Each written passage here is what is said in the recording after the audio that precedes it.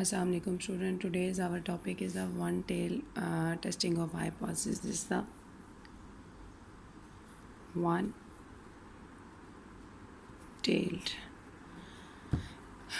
So a random sample of the 100 observations from a normal population to known to be n normal yielded the sample values x bar is equal to 182 and s square is equal to 299. Find the hypothesis h naught mu is equal mu less than equal to 180.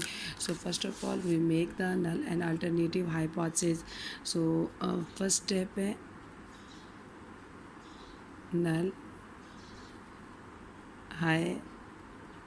Hypothesis इन्होंने कितना दिया हुआ है H naught mu less than equal to 182 mu less than equal to 182. Now alternative hypothesis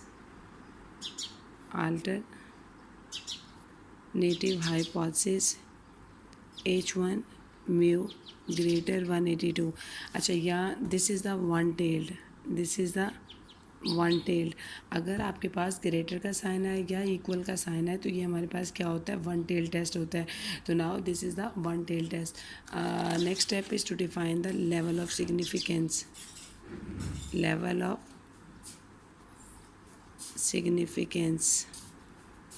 alpha is equal to 5%. This is the level of significance. And the fourth step is test statistics. Now this is the test statistics. Z is equal to x bar minus mu naught s over n under root. Please keep in your mind कि one tail test हो या two tail test हो, उनका जो level of significance test statistics जो होता है वो सेम होता है और लेवल ऑफ सिग्निफिकेंस जो होता है वो भी क्या होता है हमारे पास सेम होता है. टेस्ट स्टेटिस्टिक्स हो या लेवल ऑफ सिग्निफिकेंस हो वो हमारे पास सेम होगा. नाउ कंप्यूटेशन में क्या हो जाएगा, computation.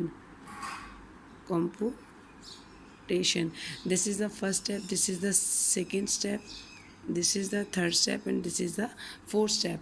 तो कंप्यूटेशन में फार्मूले में ना पुटिंग द वैल्यूज़, आपने क्या करना है इसमें वैल्यूज़ को पुट करना है इस फार्मूले के अंदर. तो जी में जब आपने पुट किया एक्स बार की वैल्यू कितनी थी, here X bar is equal to 182, X bar is equal to 182 minus mu naught. Again repeat this. जो वन म्यू नॉट होता है वो बेसिकली ये होता है, यहाँ पर आपने ये वैल्यू पुट करनी है 180 और आपकी जो दूसरी वैल्यू होगी S over N under root से क्या मुराद है आपकी एस स्क्वायर. अब यहाँ पर गिवन जो आपको वैल्यू कितनी है, एस स्क्वायर वैल्यू है. कौन सी given value, this is the value S square.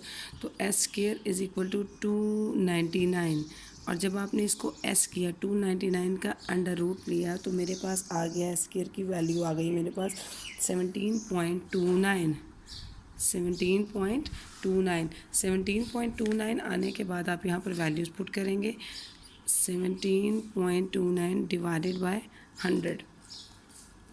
आपने एस स्क्वायर को एस बनाया, एस बनाने के बाद आपने उसमें वैल्यूज़ कैलकुलेट की, वैल्यूज़ पुट करने के बाद मेरे पास जी की वैल्यू आ गई. After calculation Z is equal to, मेरे पास जी की वैल्यू आएगी 20/17/2. 17.29 is equal to 1.16. Now the fifth point is calculation critical region. So critical region z के बाद क्या होगा, z 1.645. This is the point कि क्रिटिकल रीजन होगा जो आपका वो वन अल्टरनेटिव हाइपोथेसिस के होगा. अगर अल्टरनेटिव हाइपोथेसिस में ग्रेटर का साइन है तो यहाँ पर भी आपका क्या साइन होगा, ग्रेटर का साइन होगा.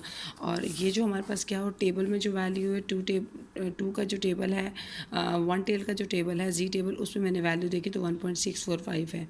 ये देखने के बाद आपने क्या किया, जो साइन अल्टरनेटिव, अगेन रिपीटेड, जो साइन यहाँ पर होगा अल्टरनेटिव हाइपोथेसिस का वही साइन जो है वो आप क्रिटिकल रीजन में लगाएंगे.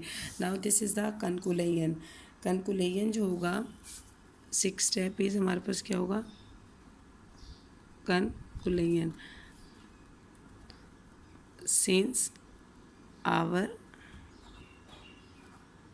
calculated value since our calculated value z is equal to 1.16, z is equal to 1.16, falls in the acceptance region, falls in the acceptance region,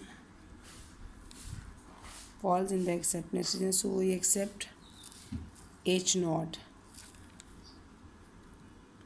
So we accept H naught, क्योंकि आपकी value आपने इसे क्यों देखा, अगर ये ग्रेटर का sign है तो यहाँ पर आपकी वैल्यू लेस देन होनी चाहिए.